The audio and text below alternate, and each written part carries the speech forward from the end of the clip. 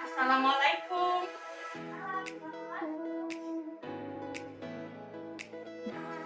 Selamat datang. Selamat datang. Silakan duduk.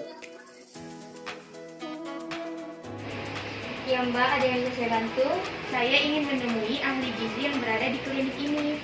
Ya, perkenalkan, saya Fani, ahli gizi di klinik ini, Mbak. Iya. Ini dengan Mbak siapa ya? Perkenalkan, nama saya Anjala Rasatya Indias, biasa dipanggil Rara. Oh, dengan Mbak Rara. Ya, kalau boleh tahu umur Mbak itu berapa? Karena kelihatannya Mbak itu masih muda loh. Ah enggak Mbak, saya sudah menginjak 27 tahun. Mbak Rara sudah berusia 27 tahun ya. Kalau boleh tahu Mbak Rara di sini sendiri atau dengan siapa ya, Mbak? Saya tadi kemari dengan suami saya Mbak. Oh, dengan suaminya ya, Mbak. Iya. Oh, suaminya nggak diajak masuk ya, Mbak? Gak apa-apa kok, Mbak. Diajak masuk daripada sendiri di luar. Kalau anak Mbak itu nggak diajak ya, Mbak?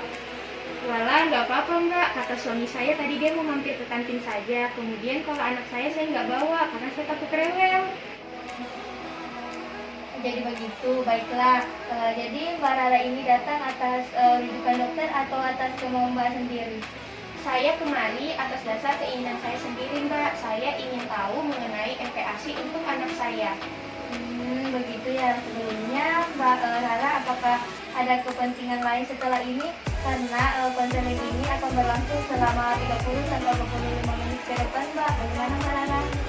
Untuk kebetulan untuk hari ini saya tidak punya keperluan lain Mbak.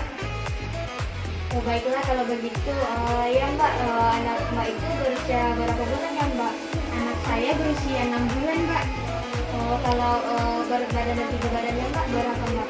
Kalau berat badan yang kemarin saya timbang, berat badan anak saya itu 9 kilo. Kemudian tinggi badannya 98 cm Mbak. Baik, berdasarkan berat badan dan tinggi badan serta umur anak Mbak itu termasuk ke dalam normal status gizinya Mbak. Alhamdulillah. Oh iya Mbak, jadi mengenai MPASI, apakah yang ingin Mbak Rara tanyakan? Saya akan coba untuk membantu. Jadi begini Mbak, usia anak saya kan 6 bulan dan ini merupakan anak pertamanya saya. Nah saya ini bingung Mbak, kapan saya mulai untuk memberikan MPASI untuk anak saya. Dan bagaimana cara saya mengatur perkembangannya. Oh, sebelum mengarah pada MPASI itu, apakah Mbak Rara tahu apa itu MPASI? MPASI itu kan makanan pendamping ASI kan Mbak. Nah, MPASI itu merupakan makanan yang pertama kali diberikan kepada anak yang berusia di atas 6 bulan. Ya benar, salah satunya begitu Mbak. Jadi Mbak, pemberian MPASI itu adalah pemberian makanan tanpa memotong pemberian ASI eksklusif pada anak berusia 6 bulan sampai 2 tahun Mbak. Begitu Mbak. Lalu Mbak, kira-kira seberapa banyak dan makanan apa saja yang harus saya berikan kepada anak saya? Ya, pemberian MPASI itu disesuaikan dengan pertumbuhan si anak sendiri Mbak. Jadi ketika anak berusia 6 bulan, 6 porsi sendok makan, lalu pada usia 7 bulan, 7 sendok makan, begitu seterusnya. Nah, untuk jenis makanannya itu pada usia 6 bulan bisa diberikan satu jenis makanan saja Mbak. Tapi untuk bulan-bulan selanjutnya bisa diberikan berbagai jenis makanan untuk membantu pola perkembangan indera pengecap anak. Lalu Mbak, untuk rasa saya harus mengenalkan rasa apa ya terlebih dahulu kepada anak saya? Ya, mengenai rasanya itu dapat diperkenalkan berbagai macam rasa. Oh ya, perlu diingat usahakan tidak memberikan makanan yang memiliki warna mencolok, karena itu dapat menambah beban kerja ginjal anak menjadi lebih berat. Oh begitu Mbak. Untuk teksturnya sendiri, tekstur yang bagaimana yang harus saya berikan kepada anak saya? Ya, pada awal pemberian dapat diberikan makanan yang bertekstur lunak seperti buah-buahan yang dilumatkan. Nah, lalu setelah menginjak 8 bulan, anak bisa diberikan makanan yang bertekstur lunak seperti bubur.